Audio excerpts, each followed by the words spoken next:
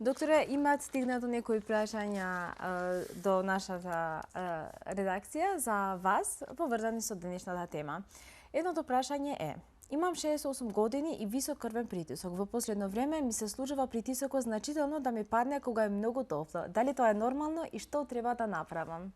Тоа што и го кажавме. Да, рековме, од топлината се шират крвните садови, притисокот може да се намалува, особено ако не се внесува доволно течност.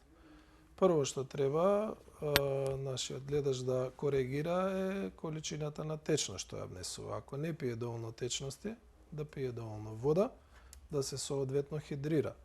Ако и после тоа притисокот е понизок, видете, понизок значи да му пречи. Често тука грешат пациентите, вели притисокот ми е 110, 180 или 180 и скокаат лекови, прекинуваат некоја доза. Значи, низок притисок е притисокот кој што им пречи да функционираат. Ако ги омалаксува, вртоглавици, главоболка, во тој случај треба да се намали дозата на лекот, а во спротивно треба да продолжи да се ја пие редовно дозата. Сега, ако и тоа не помогне, ќе мора да се консултира со својот матичен доктор за да види кој од лековите би требало да се намали.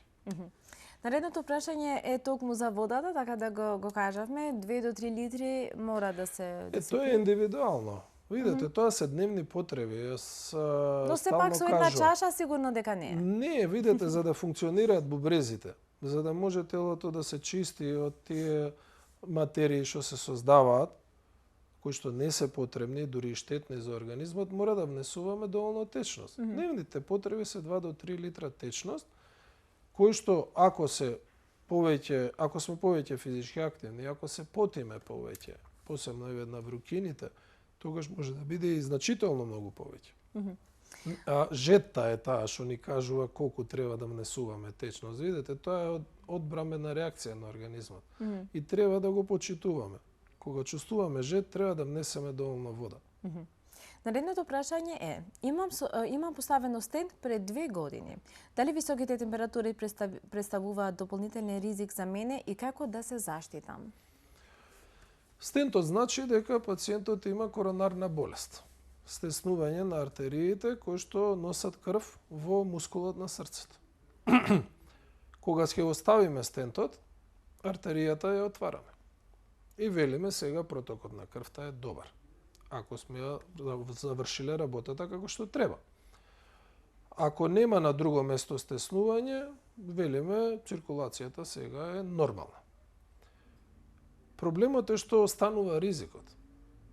Во тој организам има услови за повторно да се создаде ново стеснување или да се стесни стентот. Така да пациентот кој има коронарна болест треба да си ги пие лековите што му се препорачани, за да не се создаваат нови стеснувања. Во летните месеци мора да ги почитува препораките што му се дадени. Да го контролира притисокот, да го контролира шеќерот, мастите, да се заштити од температурите, затоа што видите, тоа што е штетно за било кој, е штетно и за него.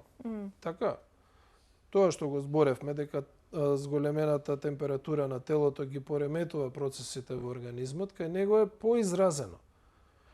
Да кажам дека кога е повисоки температури, се зголемува и способноста на крвта да се згручува.